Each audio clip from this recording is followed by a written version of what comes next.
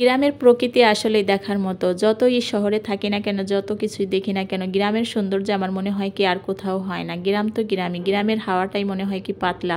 তো hello everyone, আসসালামু আলাইকুম। কেমন আছেন সবাই? আশা করি অনেক ভালো আছেন। এই তো দুপুরের পর থেকে ভিডিওটা শুরু করেছি। আর এই ভিডিওটা না, ওই যে রোজার আগে আমি গ্রামে গেছিলাম যে সেই তখনকার ভিডিও। তো বিকেলবেলা এই যে আমার মা আমার জন্য কিছুটা কলাই শাক রান্না করতেছে, খেসারি কলাই শাক। আর এই শাকগুলো আমার পাশের বাড়ির এক ভাবি দিয়ে গেছে। এই শাকটা আমার অনেক পছন্দ। তো ভাবি বাড়িতে গেলে আমাকে বিভিন্ন রকমের শাক দিয়ে যায়।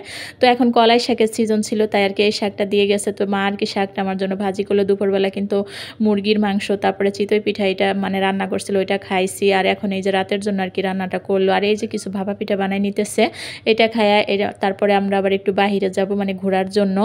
এই তো মা দুয়ারের চুলায় পিঠাগুলো বানাইতেছিল আর আমরা পাশ দিয়ে সবাই বসে কিন্তু পিঠাগুলো খাইতেছিলাম গরম গরম, খুবই ভালো লাগছিল। আর গ্রামের এই দৃশ্যগুলো কিন্তু অনেক ভালো লাগে, তাই না? তো যাই হোক, বাসায় আসি যখন খুব মনে পড়ে। তারপরে এই তো খাওয়া দাওয়া করছি পিঠা, তারপরে এই যে চলে আসছি চকের দিকে সবাই মিলে। আসলে আমাদের ফ্যামিলির কেউ আর কি ক্যামেরার সামনে আসে না, এই জন্য আর কি আপনাদের সাথে শেয়ার করতে পারি না। অনেকে হয়তো ভাবতে পারেন যে ভিডিও করেন তা ক্যামেরার সামনে আসেন না কি জন্য, আসলে সবার রুচি তো আর এক না, তাই না? তো যাই হোক, এই যে দেখুন না, আমাদের বাড়ির সামনে একটা পালান আছে, মানে বাড়ির সাথে মিলানো যেসব জমি আমাদের এলাকায় পালান বলে। তো সেখানে যে আমার বাবা কিছু টমেটো, বেগুন, সরিষা, তারপরে রসুন, পেঁয়াজ, মানে অনেক রকমের কিছু করছে এখানে এই ক্ষেতটার ভিতরে দেখতেছি। তো অনেক ভালো লাগতেছিল। আরও কিছু কিছু জমিতে অনেক পেঁয়াজ করছে। এই দেখুন না, কেবল মানে লাগাইছে, কিছুদিন পরে এই পেঁয়াজগুলো হয়তো উঠবে।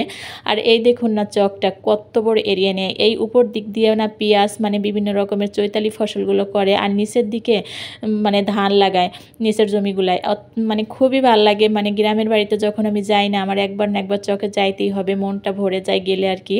তো যাই হোক, এই যে এদিকে সুন্দর মতো ঘুরে ঘুরে একটু দেখলাম। যখন ছোট ছিলাম তখন আমার দাদি বলতো কি আমাদের এই চকটা নাকি এক সময় পর্দা ছিল, পর্দা জোয়ার হয়ে তারপরে আবার চক হয়েছে। জানি না কতটুকু সত্য, কিন্তু দেখে আমার কাছে তাই মনে হয়।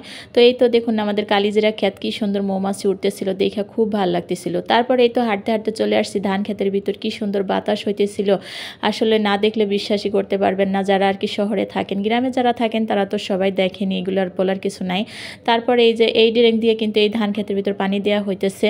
আর এই ধানগুলো মনে হয় কি অল্প দিনের ভিতরে লাগানো হয়েছে, এই জন্য বেশি বেশি করে আর কি পানি দিতেছে। এই দেখুন না, এই যে মেশিন, এই মেশিন দিয়ে কিন্তু মানে কিছু এরিয়া নিয়ে ধানে পানি দেয়, আবার কিছু দূর গেলে আবার একটা মেশিন থাকে, আবার সেখানে এরিয়া দিয়ে পানি দেয় আর কি। তো যাই হোক, এই যে সব কিছু একটু ঘুরে ঘুরে দেখলাম। তারপরে এই যে সাইড দিয়ে আমাদের এলাকায় একটা নতুন রাস্তা করছে, তো সেই রাস্তায় উঠছে। ওই দেখুন না আমার ভাস্তি, আমার ছোটো মাটা কীভাবে ছাগলের পিছ পিছ দৌড়াইতেছে পাগলের মতো। তো যাই হোক, এই যে দেখুন না এক ঝাঁক পাখি উড়ে গেল, দেখে মানে মনটা খুবই ভরে যায়, তাই না, গ্রামের এই দৃশ্যগুলো। তো আজকের ভিডিওটা এই পর্যন্ত। ভিডিওটা কেমন হয়েছে সবাই বলবেন। আল্লাহ হাফেজ।